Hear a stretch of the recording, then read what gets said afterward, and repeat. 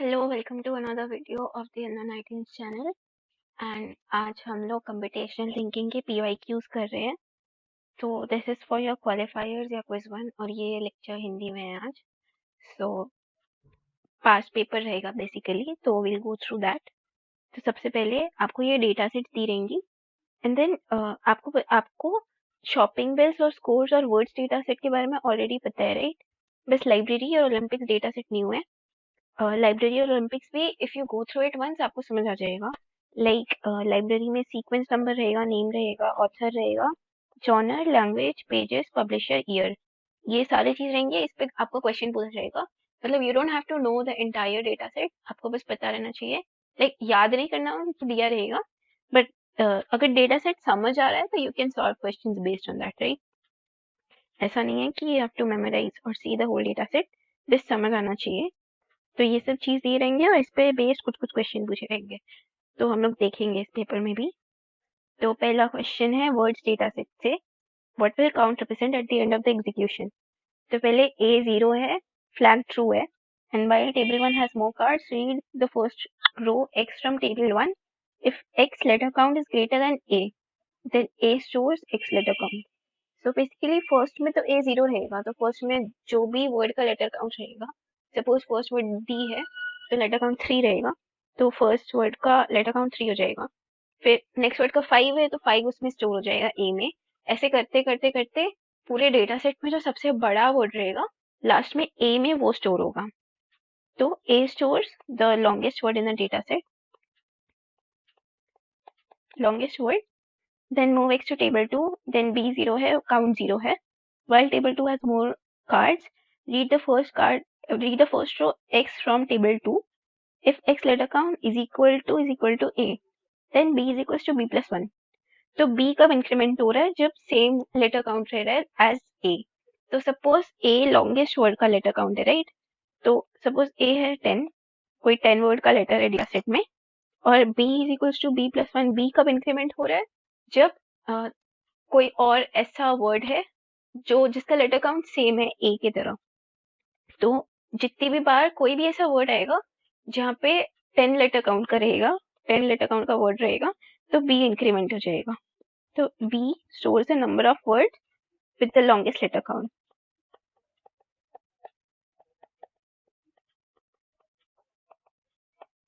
Right? फिर if X word end with a full stop and B is greater than equal to 2, तो जब भी ऐसा बोल रहा है something end with a full stop, मतलब वो एक सेंटेंस के अंदर का देख रहा है, क्योंकि if it ends with a full stop then वो सेंटेंस का लास्ट वर्ड है, राइट?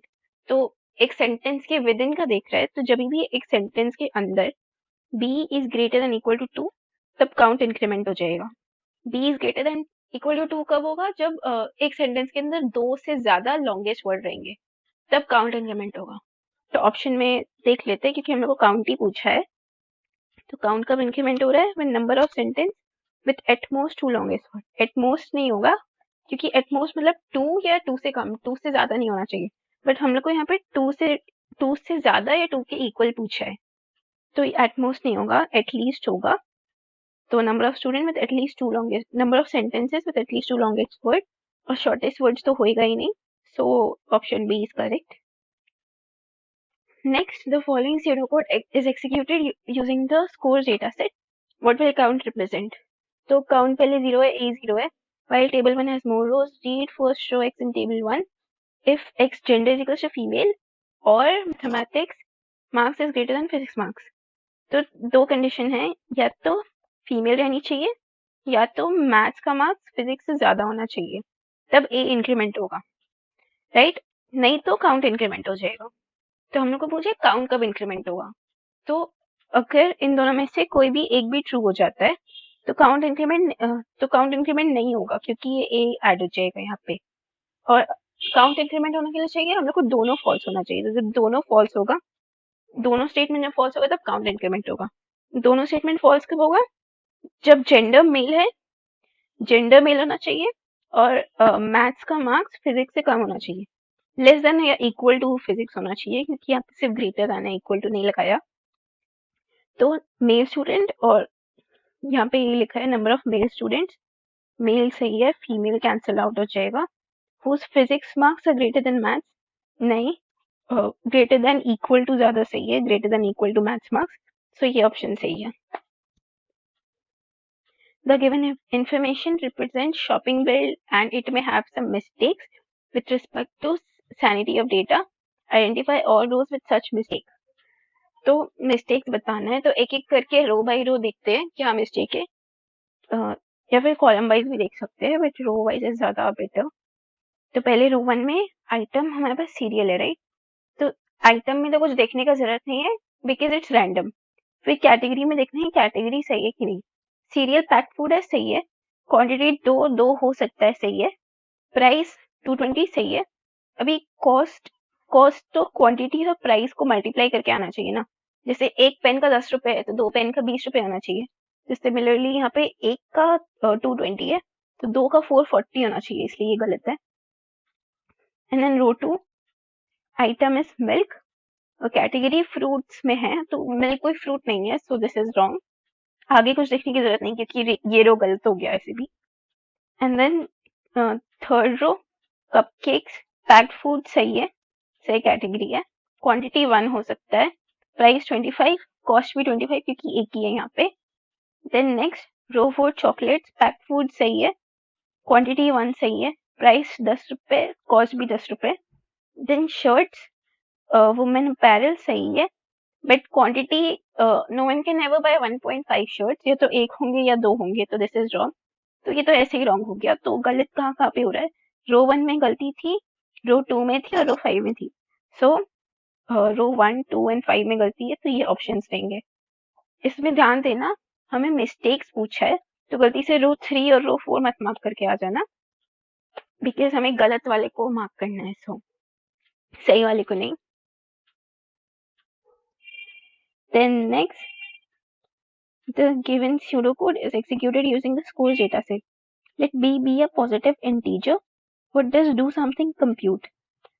तो प्रोसीजर डू समथिंग दिया है, हमें पूछा है इसमें मिलेगा क्या एंड रिजल्ट में। तो c is initialized as 0, d is 101. So while table 1 has more rows, take the first row x in table 1. If x physics is greater than c, then c becomes x physics. तो ये pattern तो हमें पता है, ये then C हो जाएगा largest marks, greatest physics marks और like max physics marks, right? And then if X chemistry is less than D, then D is equals to X chemistry. तो यहाँ पे मैंने बोला था लाइक अगर कोई बड़ा नंबर से स्टार्ट हो रहा है तो वो मिनिमम फाइंड करने के लिए होता है यूजुअली, और मैक्सिमम फाइंड करने के लिए छोटे नंबर से स्टार्ट करते हैं। And then if something, if यहाँ पे लेस देन सिंबल है तो वो ऑब्वियसली कम देखने के लिए ढूंढ रहे हैं, राइट? तो यहाँ पे मिनिमम हो जाएगा, तो यहाँ पे मिनिमम मार्क्स इन केमिस्ट्री देख रहे हैं। तो ये है सी के लिए, ये है डी के लिए। Then move X to table 2 and then यहाँ पे बोल रहा है if C minus D is greater than equal to B. So B क्या है, बी हमारा पैरामीटर है, बेसिकली जो डेटा फीड किया जाएगा इस प्रोसीजर में वो बी पैरामीटर है। एंड देन हमें देखना है कि मैक्सिमम फिजिक्स से अगर मिनिमम केमिस्ट्री को सब्ट्रैक्ट करेंगे तो ये चीज greater than equal to B रहना चाहिए, ठीक है? ये अगर कंडीशन सेटिस्फाई करेगा तो आंसर फॉल्स आएगा, अदरवाइज ट्रू आएगा, राइट? सो ऑप्शन देखते हैं। Returns true if and only if the difference between the maximum physics marks and the minimum chemistry marks is at least be. तो इस केस में तो ट्रू नहीं रिटर्न करेगा, राइट? इस केस में फॉल्स रिटर्न करेगा, तो ट्रू के लिए ऑपोजिट होना चाहिए। नेक्स्ट ऑप्शन देखते हैं। Returns true if and only if the difference between the maximum chemistry marks and the minimum physics marks is at most b. तो लाइक मैक्सिमम केमिस्ट्री मार्क्स तो लाइक सही है ही नहीं क्योंकि मैक्सिमम फिजिक्स मार्क्स और मिनिमम केमिस्ट्री मार्क्स चेक कर रहे हैं, तो यहाँ पे ऑपोजिट हो गया, so this is wrong. Then returns true if and only the difference between the maximum physics marks and the minimum chemistry marks is less than B. So ये सही है बिकॉज इसमें मैक्सिमम फिजिक्स मिनिमम केमिस्ट्री वाला part is true and is less than B. ये true false return करेगा अगर greater than B है, right? So obviously less than B होना चाहिए for it to return true, और यहाँ पे ऑलरेडी इक्वल टू भी यूज किया है तो यहाँ पे इक्वल टू नहीं रहेगा, सो ओनली लेस देन जब रहेगा तब हमारा ऑप्शन ट्रू आ जाएगा, सो this is true. I mean this option is correct. Then returns true if and only the difference between the maximum chemistry, इसमें भी गलत है, maximum chemistry minimum physics लिया है इन्होंने. So yeah, this option is correct. Then next question, the following pseudocode is executed using the words table. At the end of the execution, count stores a number of pairs of verbs such that both verbs have either the same letter count or both end with a full stop, but not both. Choose the correct code fragment to complete the pseudocode. So basically एक sentence से दो verbs चाहिए, दोनों words like verbs होने चाहिए, verb और verb, and then दोनों में या तो सेम लेटर काउंट होना चाहिए या तो लेटर काउंट इन दोनों का सेम होना चाहिए या तो दोनों should and with a full stop, मतलब सेंटेंस का लास्ट वर्ड होना चाहिए. बट दोनों कंडीशन नहीं सेटिस्फाई करेगा. लाइक या तो लेटर काउंट सेम रहेगा या तो फुल स्टॉप से एंड रहेगा. ऐसा नहीं कि दोनों कंडीशन सेटिस्फाई कर रहा है. सो वो चीज मैच करना है. तो पहले तो count initialise to 0 while table 1 has more rows, read first row, move to second. Then if part of speech is equals to verb, then while table 1 has more rows, read the first row y in table 1, move y to table 3. So basically एक card पहले check किए, उसको table 2 में move किए 1 से table 2 में, and then इधर से एक कार्ड टेबल 3 में मूव किए, एंड देन इन दोनों के बीच में कंपेयर करके देख रहे हैं कि दोनों वर्ब है कि नहीं, और देन इसमें फर्दर कंपैरिजन होगा कि दोनों का लेटर काउंट है और लेटर काउंट सेम है कि नहीं है and all that. So if part of speech equals to part of speech, मतलब दोनों का पार्ट ऑफ स्पीच सेम है, लाइक दोनों वर्ब्स है, देन यहाँ पे कोड फिल इन करना है. तो मैंने जो कंडीशन बताया वो सब चेक करना है. लेटर काउंट सेम रहना चाहिए और इसका ये सेम रहना चाहिए, या तो लेटर काउंट या तो both should and with a full stop. So first वाले में, फर्स्ट ऑप्शन में, if x letter count is equals to y letter count, then count is incremented. Else, if x word and y word end with the full stop, then count is incremented. So ये option correct है because इन्होंने दोनों condition भी check किया है कि they both the words have the same letter count या तो दोनों में full stop से end हो रहा है, and यहाँ पे else का condition लगा है, right? So if else का condition लगा है मतलब कि पहला condition true नहीं है and second condition true है, तभी it goes to the else block, right? या तो फिर else block में जाएगा नहीं. अगर पहला कंडीशन ट्रू हो गया तो वो else block में जाएगा ही नहीं. तो इन दोनों में से एक करेक्ट होगा obviously if we run through this code. तो फिर ये ऑप्शन सही रहेगा. देन सेकेंड ऑप्शन में if x word and y word end with a full stop, count is equal to count plus 1. Else if letter count x is equal to y letter count is equal to count plus 1. So basically ये option भी same ही है, इसमें बस reverse कर दिया है. Like इसमें ये वाला कंडीशन पहले लगाया था इन्होंने, ये वाला कंडीशन सेकंड में लगाया था और ये कंडीशन पहले लगाया था, इसमें रिवर्स कर दिया है. But it doesn't make a difference because दोनों चेक करना है, ऑर्डर मैटर नहीं करता. So this is also correct. Then third option, if x letter count is equal to y letter count is equal to count plus 1. if x word and y word end with a full stop, count is equal to count plus 1. So इसमें problem क्या है, यहाँ पे else नहीं है, right? यहाँ पे if है, दोनों में if है. सो यहाँ पे बोला गया है बट नॉट बोथ, तो दोनों कंडीशन ट्रू नहीं होना चाहिए, या तो ये ट्रू होगा या तो ये ट्रू होगा. बट इन दोनों में इफ लगाया है, तो अगर सपोज ऐसा कोई वर्ड है जिसमें दोनों कंडीशन सेटिस्फाई कर रहे हैं, सो काउंट टोटल में 2 इंक्रीमेंट हो जाएगा. बट वो चीज चाहिए नहीं, काउंट तभी इंक्रीमेंट करना है जब एक कंडीशन ट्रू रहे, राइट? तो इसलिए ये गलत है. Then fourth, if letter count is equals to y letter count or if x word and y word end with a full stop. So यहाँ पे और लगाया है. So और में यूजुअली ऐसा रहता है एक ट्रू एक फॉल्स होने से चलता है, राइट? और हमें वही चाहिए बेसिकली. बट और में ऐसा नहीं है, ये स्ट्रिक्टली कंडीशन नहीं है कि एक ट्रू और एक फॉल्स ही होना चाहिए, कोई भी एक ट्रू होने से चलेगा. बट अगर बोथ ट्रू रहता है तो भी ये ट्रू ही रिटर्न करेगा, इस केस में भी ये ट्रू रिटर्न करेगा और इस केस में भी ये ट्रू रिटर्न करेगा. बट ये वाला केस हम लोगों को चाहिए नहीं, ये केस चाहिए नहीं, सिर्फ ये केस ऊपर फर्स्ट वाला केस चाहिए. बट और में तो वो कंडीशन डिफरेंशिएट नहीं कर रहे हैं ना दोनों कंडीशन के बीच में, सो इसलिए ये गलत है. Next, in the shopping bills data set, the procedure count bills count the number of bills from Big Bazaar. So bills from Big Bazaar with a total amount more than average bill amount. Assume that variable AVG holds the value of the average bill amount. Choose the correct code fragment. So इसमें भी code fragment देखना है options में से, और इसमें condition क्या लगाया है, पहला तो बिग बाजार से होना चाहिए, एंड सेकेंड कंडीशन जो टोटल अमाउंट है वो ग्रेटर देन एवरेज होना चाहिए। बिल का जो टोटल अमाउंट है वो एवरेज से बेसी होना चाहिए। सो पहले count is 0 while pile 1 has more cards, read first card, फिर कोड देखना है क्या है। तो फर्स्ट ऑप्शन में if shop name is equals to Big Bazaar, if total is greater than average, then count is equal to count plus 1। So ये सही है, दोनों कंडीशन चेक हो रहे हैं, सब कुछ सही है। सेकेंड में भी if total bill amount greater than average and if shop name is equal to Big Bazaar. ये ऑप्शन भी बेसिकली सेम है बट दोनों कंडीशंस रिवर्स करती है। सो मैंने बोला था कि कंडीशन रिवर्स करने से कोई मैटर नहीं करता बिकॉज एट द एंड दोनों ही चेक करने हैं। सो ये ऑप्शन भी सही है। Then if total bill amount is greater than average और X shop name is equal to Big Bazaar, यहाँ पे और नहीं होगा, और गलत हो जाएगा बिकॉज और में कोई भी एक ट्रू होने से चलेगा राइट, बट हम लोगों को दोनों ट्रू चाहिए, एक ट्रू एक फॉल्स होने से नहीं चलेगा, इसलिए और नहीं होगा, यहाँ पे एंड होगा, इधर पे एंड है, सेम ऑप्शन सेम बाकी सब कुछ है। सो ये सही है। Next, the following pseudocode is executed using the words dataset.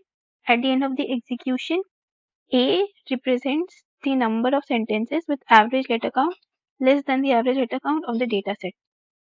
So A is the number of words जिनका average letter count is less than the पूरे dataset का average, entire dataset. So A में basically ये store करेगा, इसका count store करेगा। Identify all such if any mistakes. तो इसमें mistakes देखना है राइट। तो पहले sum t 0 है, count t 0 है, b भी 0 है। While table 1 has more rows, read first row x in table 1, count is equal to count plus 1. So count में basically सारे cards count कर रहे हैं। Then sum t is equals to sum t plus letter count and then move x to table 2. Then b में sum से count divide कर रहे हैं। तो इसमें कोई condition तो लगाया नहीं है, like sentence का condition या कुछ भी। तो ये पूरे डेटा सेट का काउंट करेगा, ये पूरे एंटायर डेटा सेट का है। और यहाँ पे एवरेज निकाल रहे हैं right, because sum by count average रहता है।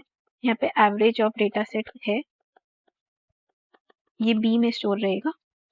एंड देन अनदर दूसरा वेरिएबल भी ये लोग कर रहे हैं, sum S is equal to 0, count is equal to 0, a 0 c 0.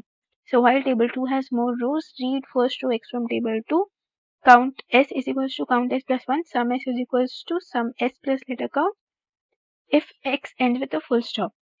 तो यहाँ पे जैसे इन्होंने मेंशन कर दिया if x ends with a full stop, इसका मतलब ही ये लोग विद इन अ सेंटेंस देख रहे हैं। ये पहले वाले में भी सेम कोड था इस केस में, बट यहाँ पे कोई फुल स्टॉप अगर कुछ मेंशन नहीं किए थे तो ये पूरे डेटा सेट का था। बट यहाँ पे विद इन अ सेंटेंस है क्योंकि जो फुल स्टॉप के विद इन है उसी को चेक कर रहे हैं। तो एक सेंटेंस में अगर सारे वर्ड्स का काउंट कर लिया है इन्होंने, तो C is the average of that particular sentence, average of one sentence C में स्टोर होगा। And then C and B में कंपैरिजन रहेगा।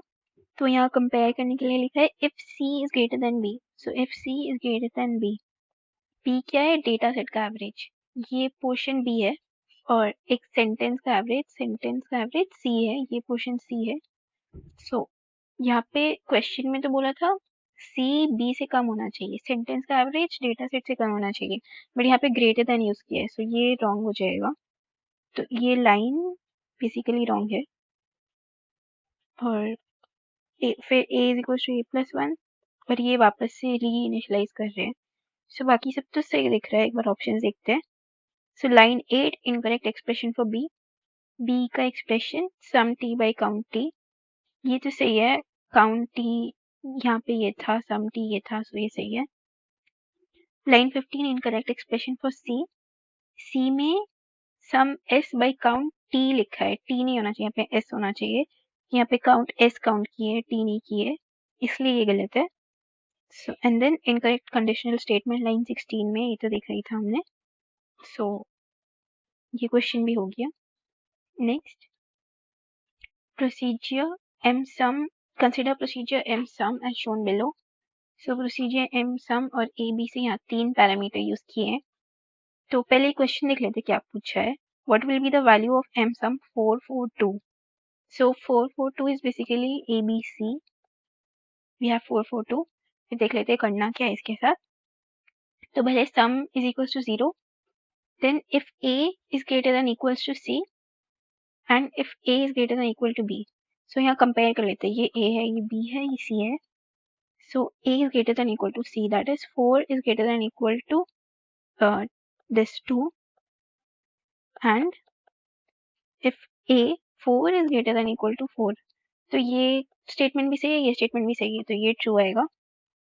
सम is equal to b plus C, b plus C as in ये दोनों। सो सम इस case में 6 होगा। Else block में तो जाना ही नहीं है क्योंकि ये कंडीशन ही, फर्स्ट कंडीशन ही सेटिस्फाई कर रहा है। तो आंसर डायरेक्ट 6 आ जाएगा। बट देख लेते हैं एक बार कोड क्या है। Else if b is greater than equal to c and b is greater than equal to a, that is if 4 is greater than equal to 2 and if 4 is greater than equal to a भी 4 है, so 4। वैसे तो ये condition भी true है but इसमें देखने की जरूरत नहीं है बिकॉज यहाँ पे ये सेटिस्फाई हो जा रहा है, राइट। सो एल्स ब्लॉक में जाने की जरूरत नहीं है।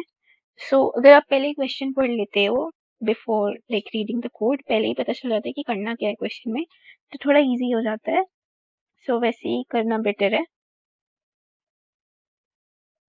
तो देख लेते हैं, अगर इन केस ये स्टेटमेंट अगर फॉल्स हो जाता तब इसमें जाते, तो in that case sum is equal to a plus C, तो सम उस केस में 4 प्लस 2 ऐसे भी 6 आता। एल्स अगर ये दोनों स्टेटमेंट फॉल्स होते तो a प्लस b हो जाता सम, दैट इज 4 प्लस 4 8 हो जाता। Not in this specific situation but क्या अगर दोनों स्टेटमेंट फॉल्स हो जाते तब ये वाला नहीं रहेगा क्योंकि इफ में ही हमारा वो हो जा रहा है complete. Then next match the following expression on the left side with the appropriate values on the right side. So यहाँ पे कुछ expressions हैं और इनका रिजल्ट क्या आएगा वो बताना है। राइट साइड में रिजल्ट है। सो पहले थोड़ा सा रिवाइज कर लेते हैं। ये कंपैरिजन जो वैल्यूज है इक्वल टू, लेस देन या फिर equal to, greater than, less than या इक्वल टू, ये रिटर्न करते हैं बूलियन रिजल्ट्स। बूलियन रिजल्ट्स क्या रहते हैं, ट्रू या तो फॉल्स। तो ये तीनों अगर कहीं पे भी लगे रहेंगे तो ये या तो ट्रू रिटर्न करेंगे या तो फॉल्स रिटर्न करेंगे। और एंड और नॉट ये सारे भी बूलियन रिजल्ट्स रिटर्न करते हैं। एंड में दोनों स्टेटमेंट ट्रू रहना चाहिए, और में एक स्टेटमेंट ट्रू रहने से चलेगा, एंड नॉट में जो ट्रू रहेगा वो फॉल्स हो जाएगा, फॉल्स रहेगा तो ट्रू हो जाएगा। ये भी बूलियन रिजल्ट रिटर्न करेगा। And another thing, double equal to जो रहता है वो इक्वालिटी चेक करने के लिए होता है। सो टू चेक इक्वालिटी। और सिंगल इक्वल टू रहता है, ये असाइनमेंट के लिए यूज होता है। सो यहाँ पे कोई वेरिएबल रहता है इज इक्वल टू कांस्टेंट रहता है, तो ये वेरिएबल को कांस्टेंट असाइन कर रहे होते हैं, उसके लिए सिंगल इक्वल टू यूज होता है। तो देख लेते हैं इधर पे, इफ 2 डबल इक्वल टू 2, तो ये इक्वालिटी चेक करने के लिए कर रहे हैं, तो ये वाला पार्ट ट्रू है। और में दोनों में से एक ट्रू रहना चाहिए। if 2 is equals to if 2 is greater than 3, ये फॉल्स है बट बिकॉज पहला वाला स्टेटमेंट ट्रू है तो ये ट्रू रिटर्न करेगा क्योंकि यहाँ पे और है, तो a का तो 2 हो जाएगा, a का 2। And then if 2 double equal to 2, ये ट्रू है, एंड 2 इज ग्रेटर देन 3, ये फॉल्स है। बट बीच में एंड है ना, तो दोनों स्टेटमेंट ट्रू रहने चाहिए, एक भी स्टेटमेंट फॉल्स होने से ये पूरा फॉल्स हो जाएगा। सो ये फॉल्स है, तो b का 3 हो जाएगा फॉल्स। 2 इक्वल टू 3, तो इक्वल टू असाइन करने के लिए होता है ना, और यहाँ पे लेफ्ट हैंड साइड में वेरिएबल लेना चाहिए, राइट साइड में कांस्टेंट लेना चाहिए। यहाँ पे 2 जो है ये कांस्टेंट है, यहाँ पे वेरिएबल नहीं है, सो ये इनवैलिड एक्सप्रेशन हो जाएगा, c का 1 हो जाएगा invalid. Then d 2 plus 2, but 2 में कॉमा लगाया है, सो 2 प्लस 2 जो है ये इंटीजर वैल्यू है और ये स्ट्रिंग है। यहाँ पे डबल कॉमा जब भी लगा देते हैं तो वो स्ट्रिंग हो जाता है, तो ये इनवैलिड रहेगा क्योंकि एक इंटीजर और एक स्ट्रिंग को साथ में ऐड नहीं कर सकते। इनकेस 2 प्लस 2 रहता, ये दोनों इंटीजर रहते तो 4 आता, या फिर 2 with comma plus 2 with comma रहता तो 2 2 आता, बिकॉज दोनों स्ट्रिंग है, स्ट्रिंग इंक्रीमेंट होने से ऐसे हो जाते हैं। सो बट क्योंकि इंटीजर स्ट्रिंग ऐड नहीं हो सकते तो इसका डी का भी इनवैलिड होगा, डी का 1। Then fifth statement 2 is less than 3, तो ये भी बूलियन रिटर्न करेगा, ये ट्रू है because 2 is Indeed less than 3। सो ई का is also 2। So options match करोगे तो ये ऑप्शन आएगा। So done. Then next, the following pseudocode is executed using the library dataset. What will A represent the end of the at the end of the execution? So library dataset जो starting में देखा था, ये वाली library dataset, इसको use करेंगे। So बोला क्या है? A is equals to 0, count is equals to 0. While table 1 has more rows, read first row X in table 1. Count is equals to count plus 1. So count is basically counting the number of books, because जो rows है यहाँ पे library dataset में वो books है, ये सारे एक एक बुक के रो है, एक एक बुक है ये। तो count is the number of books, total number of books, and then if X author is not equal to कलाम, ये जो एक्सप्रेशन है वो नॉट के लिए यूज होता है, और इसके बाद अगर इक्वल टू लगाएंगे तो इसका मतलब होगा not equal, right? So if X author is not equal to Kalam and if X language is not equal to English, then A is equals to A plus 1. So A में कौन से book store हो रहे हैं? वो सारे books जो ना तो कलाम के उसमें है, ना तो कलाम के अंडर आते हैं, ना तो इंग्लिश बुक्स है। सो सारे नॉन इंग्लिश और non Kalam books, right? Then move X to table 2, then A is equal to count minus A। So इसका मतलब count is the total number of books, और A जो था वो ये वाले बुक्स थे, books that are not in English and are not written by Kalam. तो अगर मैं आपको बोलूं, मैं आपको पूरा एक लाइब्रेरी में सारे बुक्स दूं और मैं आपको बोलूं कि उसमें से सारे ऐसे बुक्स निकालो जो कलाम के द्वारा नहीं लिखे गए हैं और जो इंग्लिश में नहीं है, तो बच्चे कुच्चे जो बुक्स रहेंगे वो कौन से रहेंगे? तो बच्चे कुच्चे बुक्स रहेंगे कलाम के द्वारा रिटन जो बुक्स है वो, एंड इंग्लिश बुक्स, ये सारे बुक्स बच्चे रहेंगे। नहीं सॉरी, इसमें आपने वो इसमें यहाँ पे एंड यूज किया ना, और नहीं। सो सिर्फ वो बुक्स निकालने हैं जो कलाम से रिटन नहीं है एंड इंग्लिश में भी नहीं है। तो या तो कलाम के थ्रू रिटन बुक्स रहेंगे या तो इंग्लिश बुक्स बच्चे रहेंगे बाकी के डेटा सेट में। सो ऑप्शन देखते हैं। Number of books written by author Kalam in English, नहीं ये नहीं रहेगा क्योंकि यहाँ पे और आ जाएगा। Number of books not written by author Kalam in English, so not written by author Kalam in English, ये तो कोई मैच ही नहीं कर रहा, कहीं से भी मैच नहीं कर रहा। Number of English books written by authors other than Kalam, ये भी नहीं मैच कर रहा। Number of books that are written by Kalam और इन इंग्लिश और बोथ, सो और का यही मतलब है या तो एक स्टेटमेंट ट्रू रहना चाहिए या तो दोनों स्टेटमेंट ट्रू रहना चाहिए, तो इसलिए ये ट्रू होगा। तो अगेन अगर लाइब्रेरी में से आपको ऐसे बुक्स निकालने बोली गए जो कलाम के द्वारा नहीं लिखे गए हैं एंड इंग्लिश में भी नहीं है, तो कौन से बुक्स बचे रहेंगे? कलाम वाले बुक्स, इंग्लिश वाले बुक्स, और ऐसे बुक इंटरसेक्शन वाले बुक, दोनों जो जिसमें दोनों फैक्टर्स है, दोनों कंडीशन सेटिस्फाई जो कर रहे हैं वैसे books. So next, what would be the value of S at the end of the execution of the following pseudocode if the value of n is 1024? So the operator double slash returns the quotient. ये आपको अभी नहीं सिखाए गए हैं but future में सिखाए जाएंगे पाइथन एंड ऑल में, so it's nice to know. For instance 8 double slash 7 is equals to 1, 10 double slash 5 is equals to 2। So basically अगर कोई वेरिएबल रहेगा जैसे कि 9 है, इसको 2 से डिवाइड करना है, तो 2 4 से 8, ये 8 आ जाएगा, यहाँ पे 1 आ जाएगा। तो अगर हम लोग ऐसे यूज करेंगे 2 डबल स्लैश 9, तो ये 4 रिटर्न करेगा क्योंकि इसका 4 क्वोशिएंट है, and the operator percentage returns the reminder.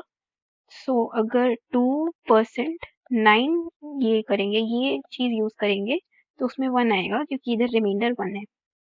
तो ऐसे यूज होता है ये बेसिकली। यहाँ पे एग्जाम्पल भी दिया है, 8% 1 is equals to 1, because remainder 1 रहेगा एंड 10% 5 इज इक्वल टू 0 क्योंकि 10 इज डिविजिबल बाई 5। तो कोड देखते हैं।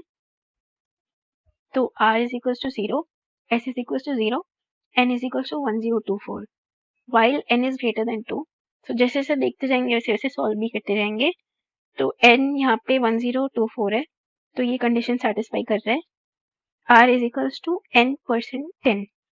तो n को पहले 10 से डिवाइड करके उसमें जो रिमाइंडर आएगा वो r है बेसिकली। तो n को 10 से डिवाइड करते हैं 1024, ये 10 से डिवाइड होगा। सो यहाँ पे 1 आएगा, 10 यहाँ पे 0 आ जाएगा, 10 2 4 नीचे आएगा, 2 से डिवाइड होगा अगेन, देन 20 यहाँ पे 4 आ जाएगा। तो r इज द रिमाइंडर, यहाँ पे लिख लेते हैं r रिमाइंडर है and s is s plus r। तो यहाँ पे r की वैल्यू क्या आ रही है 4, s is s plus r। तो s इज इक्वल टू 0 क्योंकि यहाँ पे 0 था फर्स्ट में, प्लस r 4, तो s 4 आ रहा है अभी एंड देन n चेंज हो जा रहा है, नया n जो है that is n double slash 10। So basically जो कोशेंट रहेगा वो न्यू n बन जाएगा। सो दिस इज कोशेंट। तो अभी क्वेश्चन क्या है 102। देन अगेन ये कोड ऑपरेट होगा। अभी भी ये पहला कंडीशन सेटिस्फाई कर रहा है वाइल वाला, because n is greater then 0। तो फिर से इसको 10 से डिवाइड करेंगे। तो 10 इंटू 10 100 है, तो 2 बचेगा। देन r रिमाइंडर रहेगा राइट। तो r is equal to 2 and s is the sum of remainders. तो पहले s 4 था तो s इंक्रीज होकर 6 हो जाएगा, नया रिमाइंडर भी ऐड हो जाएगा इसमें। देन n वापस से नया वाला क्वोशिएंट बन जाएगा, तो n 10 हो जाएगा यहाँ पे। तो फिर से n इज ग्रेटर देन 0, फिर से ये कोड ऑपरेट होगा। n इज 10, 10 को 10 से डिवाइड करेंगे तो यहाँ पे 1 आएगा, यहाँ पे ये 0 आएगा, इधर r 0 हो जाएगा, रिमाइंडर 0 है। s is equals to 6 plus 0 which is still 6 and next n 1 हो जाएगा। तो अभी भी n ग्रेटर देन 0 है तो एक और स्टेप होगा, वापस से डिवाइड होगा। सो 1 10, 1 को 10 से डिवाइड करेंगे तो 0 से जाएगा, 0 0 और 1 रिमाइंडर बच जाएगा। तो r नया रिमाइंडर है जो कि 1 है। s में r को इंक्रीमेंट करेंगे तो 6 plus 1 is equal to 7 and नया n is equal to 0। So finally ये कंडीशन फॉल्स हो रहा है। Finally n is equal to 0, तो we are gonna stop here. और लास्ट में पूछा क्या है, s की वैल्यू पूछी थी ना, value of s eight the and, तो दैट वुड बी 7 क्योंकि s का यहाँ पे 7 आ रहा है। So next question, the following pseudocode is executed using the library dataset. Assume there are m books with distinct name that are written by n authors and each book is written by only one author. So m books है, सबके नाम अलग है, written by n authors and each book is written by only one author, तो सबके author भी अलग है। Assume that every author has a distinct name. Count 1 is equal to 0, count 2 is equal to 0, then फिर count increment कर रहे हैं, count is equal to count plus 1, सारे जब काउंट रोज काउंट होंगे तो फिर count is the number of books, total number of books. ये कोई कंडीशन नहीं लगाया। Then while table 1 has more rows, read first row y in table 1 if x author is equals to y author। तो पहले x read किया गया था, एक रो x रीड किया गया था, फिर रो y रीड किया गया है। भी देख रहे हैं दोनों के ऑथर सेम है कि नहीं। सो अगर दोनों के ऑथर सेम है तो काउंट टू इंक्रीमेंट हो जाएगा। तो count two is the count of books which have the same author. तो books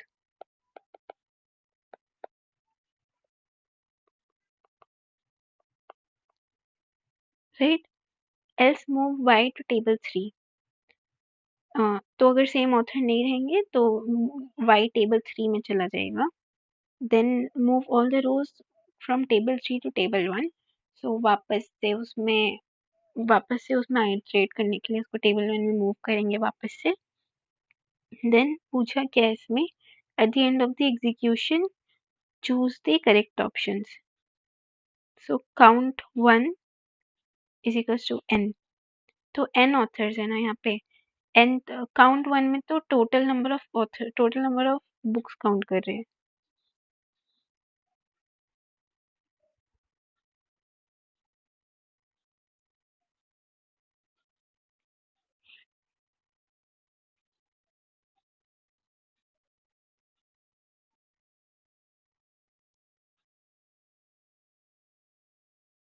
What will be the value of result at the end of the execution of the following pseudocode if the value of n is equals to 7? So, हमें दिया है n is equals to 7 and then I is equals to 1, result 1 is equals to 1, result 2 is equals to 1 and result equal to 1. So, while I is less than n. तो इस पे n तो दिया ही है, basically ये code run करना है इस n के ऊपर। तो इस टाइप के क्वेश्चन यूजुअली इजी रहते हैं। तो I is less than 1, तो 1 is obviously less than 7 पहले तो। देन रिजल्ट 1 और रिजल्ट 2 को चेंज करना है। तो रिजल्ट 1 को आई एम राइटिंग R1। तो R1 इज R1 इंटू आई। तो आई भी 1 है and R1 result 1 is also 1। तो 1 into 1 is 1। Then R2 which is result 2 वो भी अभी 1 है। तो 1 into I which is 1 into I plus 1। तो 1 प्लस 1 is 2। So this becomes 2 and then I increment हो जा रहा है, I is equals to I plus 2। तो 1 plus 2 हो जाएगा ये 3। देन वापस से कोड रन करेंगे, 3 is less than 7, right. So R1 is equals to जो पहले वाला R1 था वो, so 1 into I which is 3। then R2 is equals to पहले वाला R2 which was 2 into I which is 3 into I plus 1। so 3 plus 1 is 4। तो ये 24 हो जाएगा। And then I becomes पहले वाला I 3 plus 2, so 5।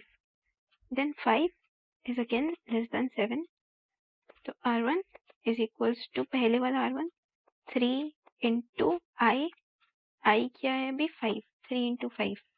Then R2 becomes पहले वाला R2 which is 24 into I क्या है अभी 5 into I plus 1 क्या है 6। तो I अभी हो जाएगा 5 plus 2 which is 7 and 7 less than 7 वाला स्टेटमेंट becomes false। तो ये वापस से कोड नहीं रन करेगा, तो डायरेक्ट इस स्टेटमेंट पे चले जाएंगे, result is equals to result 2 by result 1। तो बेसिकली R2 बाय R1। तो रिजल्ट इस R2 क्या है 24 इंटू 5 इंटू 6। R1 क्या है 3 इंटू 5। तो इसको बेसिकली कैंसिल आउट करने से ये आंसर 48 आ जाएगा and 48 is the answer. Next, the following pseudocode is executed using the scores dataset. What will count represent at the end of the execution of the pseudocode? So count 0 है, while pile 1 has more cards, read the top card X from pile 1 and C is initialized as 0. And if maths is less than 75, then C is incremented. If physics is less than 75, C is incremented. Chemistry less than 75, C is incremented. And if C is equal to 1, मतलब it has to be exactly equal to 1. Then count gets incremented. So count कब increment हो रहा है when C is exactly equal to 1, that is इन तीनों में से कोई भी एक सब्जेक्ट में, but only एक सब्जेक्ट में the person has scored less than 75. So option देखते हैं, number of students who scored less than 75 in all three subjects. all three subjects नहीं होगा क्योंकि उस केस में C is equal to 3 हो जाएगा, जो कि गलत है, हमें C is equal to 1 चाहिए। And then number of students who scored less than 75 in at most one subject. At most one subject मतलब या तो 1 या तो 1 से कम, या तो C is equal to 1 या तो C is equal to 0, but ये केस नहीं चाहिए C is equal to 0 वाला, C is equal to exactly 1 चाहिए, तो ये गलत है। Then in at least one subject, at least मतलब 1 या 1 से ज़्यादा, so like either 1 2 3 4 वो सब नहीं चाहिए, 1 2 3 नहीं चाहिए, खाली 1 चाहिए, तो ये भी गलत हो जाएगा। Number of students who scored less than 75 in exactly one subject. तो एग्जैक्टली 1 यहाँ पे चाहिए जो कि सही है, तो ये करेक्ट ऑप्शन है। The following pseudocode is executed using the shopping list dataset. Assume that the variable average t holds the value of average total bill amount. What will q represent at the end of the execution? So p is equal to 0, q is equal to 0. While table 1 has more rows, read first row x from table 1. If x total bill amount is less than average t, then p is incremented. So एक card पहले read कर रहे हैं और अगर उसका total average total से कम है तो p इंक्रीमेंट हो रहा है। Else if shop name is equals to Big Bazaar or shop name is equals to SV Stores, Q is equals to Q plus 1. तो पहले तो Q कब इंक्रीमेंट हो रहा है, यहाँ पे else ब्लॉक लगा है, मतलब Q इस ब्लॉक में तभी जाएगा जब ये स्टेटमेंट फॉल्स रहेगा, राइट। तो Q तभी इंक्रीमेंट होगा जब ये इन दोनों में से कोई एक स्टेटमेंट ट्रू हो एंड ये भी स्टेटमेंट ट्रू हो कि द टोटल बिल अमाउंट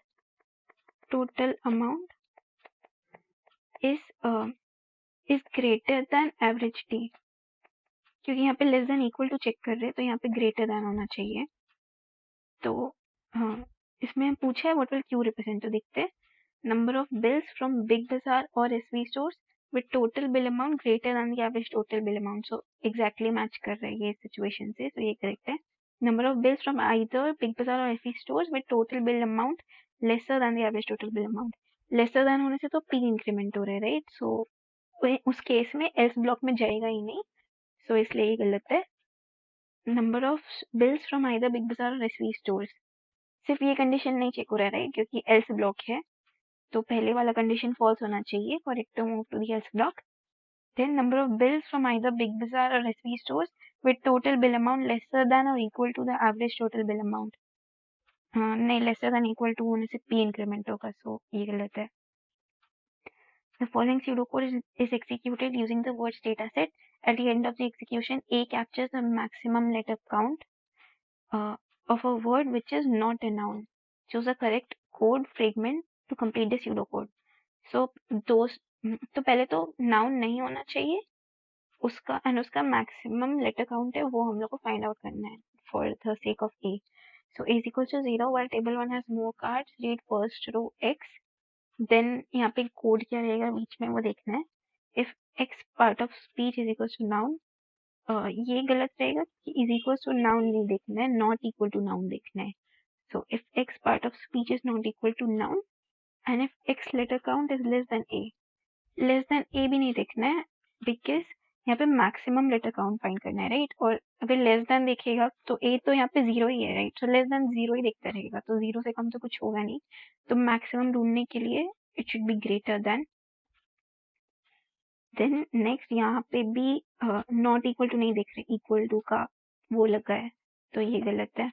यहाँ पे not equal to x part of speech is not equal to noun and x letter count is greater than a, so दोनों स्टेटमेंट सेटिस्फाई कर रहे हैं, तो इसलिए ये करेक्ट है।